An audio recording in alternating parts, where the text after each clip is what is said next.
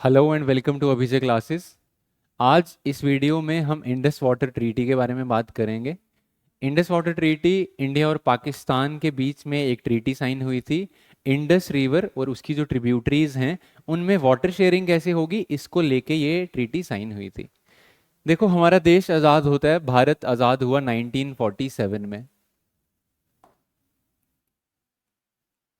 और 1947 में जब देश आज़ाद हुआ तो इंडिया के वेस्ट साइड पे और इंडिया के ईस्ट साइड पे दोनों जगह पार्टीशन हुआ। ठीक है। इंडिया के वेस्ट साइड में जो पार्टीशन हुआ, यहाँ पे वेस्ट पाकिस्तान बना, और उस तरफ जो पार्टीशन हुआ वहाँ पे ईस्ट पाकिस्तान बना। अब ये जो वेस्ट साइड पे पार्टीशन हुआ, यहाँ पे जो पार्टीशन की बाउंड्री ड्रॉ की गई, ये पार्टीशन की बाउंड्री इंडस रिवर और इसकी ट्रिब्यूटरीज से होती हुई जाती थी। अब क्योंकि इंडस रिवर तो फ्लो करता है इस पूरे एरिया से, पूरे नॉर्थ वेस्ट से फ्लो करता है, तो मतलब ये बाउंड्री जो है ये इंडस रिवर और ट्रिब्यूटरीज के बीच में आ रही है। मतलब क्या है कि जो इंडस रिवर और इसकी ट्रिब्यूटरीज हैं वो आधी भारत में हैं और आधी पाकिस्तान में है। तो और ये रिवर फ्लो कर रहा है इंडिया से पाकिस्तान की तरफ। तो पानी इसका कौन रखेगा? इसमें जो अपर राइपेरियन स्टेट है वो इंडिया है और लोअर राइपेरियन स्टेट जो है वो पाकिस्तान है। मतलब पानी जो है वो आ रहा इंडिया वाली साइड से, इसके मतलब ज्यादा कंट्रोल उसका इंडिया के पास है। तो जिसके पास ज्यादा कंट्रोल होता है, जहां से पानी आता है, उसको हम अपर राइपेरियन स्टेट बोलते हैं। अब इन रिवर्स में देखो कि पानी शेयर कैसे करना है, इसके ऊपर बातचीत होने लगी। ठीक है। और फाइनली 1960 में एक ट्रीटी साइन हुई। ठीक है। तो 8-9 साल बातचीत करने के बाद 1960 में एक ट्रीटी साइन हुई, जिसको हमने नाम दिया इंडस वाटर ट्रीटी।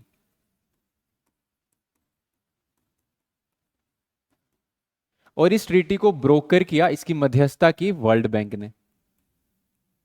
ठीक है। वर्ल्ड बैंक इसमें ब्रोकर था। और इस ट्रीटी में क्या डिसाइड किया कि चलो जी, हम क्या करेंगे, जितने भी आपके वेस्ट फ्लोइंग रिवर्स हैं, यानी कि इंडस, झेलम और चिनाब, ये जो 3 रिवर्स हैं इनका एक्सक्लूसिव कंट्रोल दिया पाकिस्तान को। कि पाकिस्तान जो है इन रिवर्स का 80% पानी यूज कर सकता है। क्या इंडिया इनका कोई पानी यूज नहीं कर सकता? नहीं, इंडिया भी इनका पानी यूज कर सकता है, पर इंडिया सिर्फ 20% ही पानी यूज कर सकता है। वो कैसे? इंडिया इन रिवर्स के ऊपर run of the river projects बना सकता है, छोटे मोटे डैम्स बना सकता है, बट पानी रोक नहीं सकता काफी देर तक। ठीक है। उसके बाद जो ईस्ट फ्लोइंग रिवर्स हैं जैसे रावी, ब्यास, सतलुज, इसका एक्सक्लूसिव कंट्रोल दिया इंडिया को। कि इंडिया जो है इन 3 रिवर्स का, रावी, ब्यास और सतलुज का, इनका 80% पानी जो है वो इंडिया यूज करेगा और 20% पानी इनका पाकिस्तान यूज करेगा। ठीक है। अब ये सब सिस्टम तो बना दिए कि ऐसे ऐसे यूज करेगा, पर इसको मैनेज कौन करेगा? ठीक है। तो इसकी मैनेजमेंट के लिए एक अलग से बॉडी बनाई गई, जिसका क्या नाम था? Permanent Indus commission.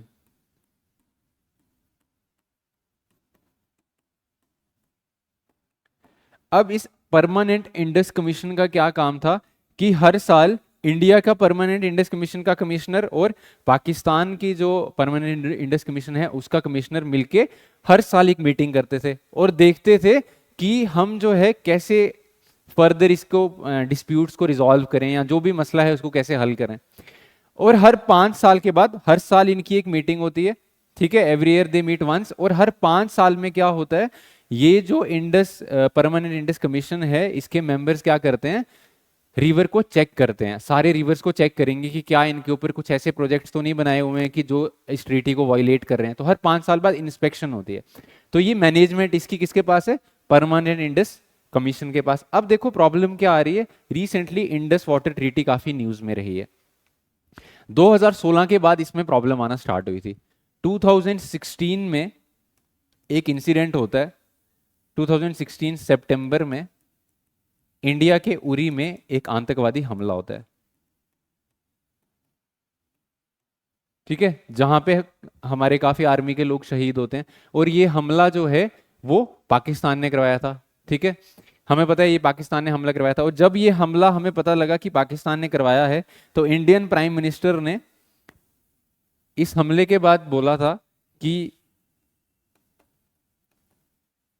Blood and water can not flow together.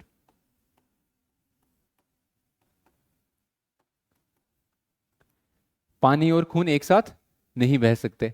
तो एक वार्निंग दी पाकिस्तान को कि अगर आप अपनी हरकतों से बाज नहीं आए तो हम जो है इंडस वाटर ट्रीटी से यूनिलैटरली वॉकआउट कर जाएंगे। और इंडिया उस टाइम वॉकआउट करने भी वाला था, बट लेटली हमने वॉकआउट नहीं किया।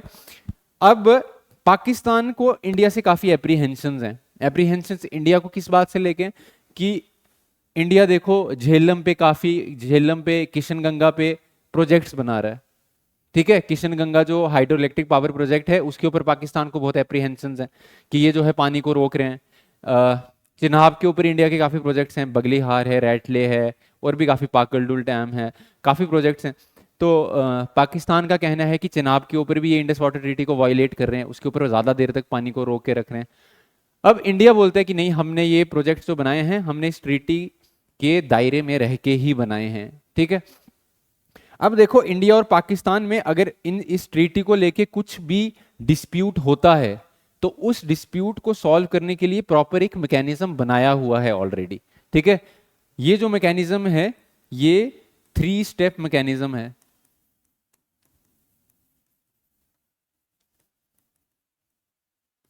और इस 3 स्टेप मैकेनिज्म में हम किसी भी डिस्प्यूट को कैसे सॉल्व करेंगे उसके बारे में बताया हुआ है।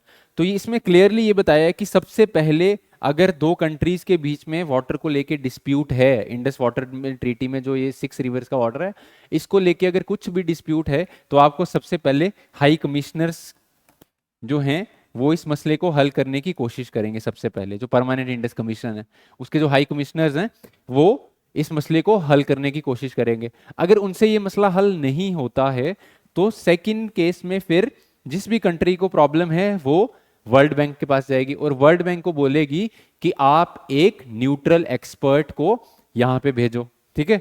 तो वर्ल्ड बैंक क्या करेगा, एक न्यूट्रल एक्सपर्ट भेजेगा और वो न्यूट्रल एक्सपर्ट फिर बताएगा कि क्या सही है क्या गलत है। अगर आप न्यूट्रल एक्सपर्ट से भी सहमत नहीं हो तो फिर अल्टीमेटली तीसरा स्टेप जो है वो ये है कि आप कहां जा सकते हो, आर्बिट्रेशन कोर्ट में जा सकते हो। तो ये 3 स्टेप प्रोसेस ऑलरेडी बनाया हुआ है इंडस वाटर ट्रीटी में। पर पाकिस्तान इतना जाहिल है कि उसको ये नहीं समझ आता है कि भाई 3 स्टेप प्रोसेस का, ग्रेडेड प्रोसेस का क्या मतलब होता है, कि आपको स्टेप बाय स्टेप उसकी सुननी है। अब पाकिस्तान ने क्या किया, डायरेक्टली आर्बिट्रेशन कोर्ट में चला गया, ठीक है, कि भाई हम तो देखो सबसे बड़े कोर्ट में जाके ही अपने हक में फैसला लेंगे। तो डायरेक्ट आर्बिट्रेशन कोर्ट में चला गया और वहां पे जाके बोला कि इंडिया जो है इस ट्रीटी को वायलेट कर रहा है, ठीक है। इंडिया ने क्या किया, अब क्योंकि इंडिया पाकिस्तान की टॉक्स नहीं हो रही हैं तो ऑब्वियसली हाई कमिश्नर्स की टॉक्स नहीं हो रही हैं, इंडिया ने क्या किया, वर्ल्ड बैंक का जो न्यूट्रल एक्सपर्ट था उसको अपॉइंट करने के लिए बोला। तो इंडिया ने एक लो लेवल पे बात करने की कोशिश की कि जो प्रोसेस है उसको फॉलो किया जाए। तो अभी वर्ल्ड बैंक के पास एक तो इंडिया का मसला इंडिया लेके गया है कि देखो पाकिस्तान जो है वो हमारी बात नहीं सुन रहा, ठीक है। और पाकिस्तान जो है वो आर्बिट्रेशन कोर्ट में गया हुआ है, वो बोल रहा है कि इंडिया जो है इन रिवर्स के ऊपर जो प्रोजेक्ट्स जैसे बनाने को बोला हुआ था इंडस वाटर ट्रीटी में उससे ज्यादा बना रहा है, ठीक है, ज्यादा पानी को यूज कर रहा है। तो ये मसला ऐसे चल रहा है फिलहाल। अब इंडिया ने रिसेंटली क्या बोला है, इंडिया ने बोला है कि देखो भाई जो ये इंडस वाटर ट्रीटी है ये 60-70 साल पुरानी ट्रीटी है, ठीक है। जो इस ट्रीटी में उस टाइम पे हमने क्लॉजेस डाली थी अब उनको चेंज करने का टाइम आ गया है। तो हम क्या चाहते हैं, हम चाहते हैं renegotiation. India now wants renegotiation,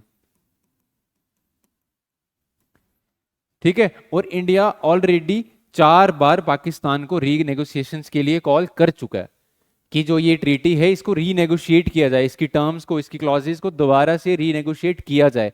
पर पाकिस्तान इसके ऊपर कोई भी रिस्पॉन्स नहीं दे रहा। अब जब पाकिस्तान इसके ऊपर कोई रिस्पॉन्स नहीं दे रहा तो इंडिया ने अब ये डिसाइड किया है, इंडिया के हायर ऑफिशियल्स ने ये डिसाइड किया है कि अब हम पाकिस्तान के साथ इंडस वाटर ट्रीटी के ऊपर कोई भी बातचीत नहीं करेंगे। जो इनकी हर साल ये परमानेंट इंडस कमीशन की मीटिंग्स होती हैं ये हम नहीं करेंगे जब तक पाकिस्तान रीनेगोशिएशन के ऊपर बातचीत नहीं करता है।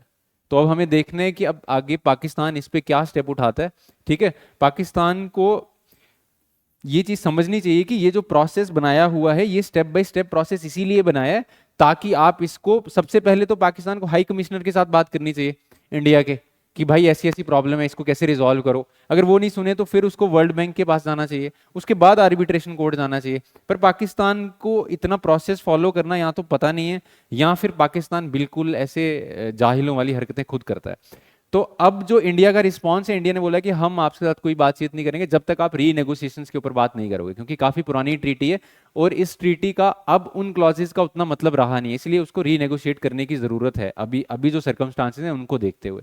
ठीक है, तो अभी के लिए फिलहाल इतना ही। होप आपको ये इंडस वाटर ट्रीटी की जो भी चीजें थी वो क्लियरली आज समझ आ गई होंगी। ऐसी ही वीडियोस के साथ बने रहिए अभिजय क्लासेस के साथ।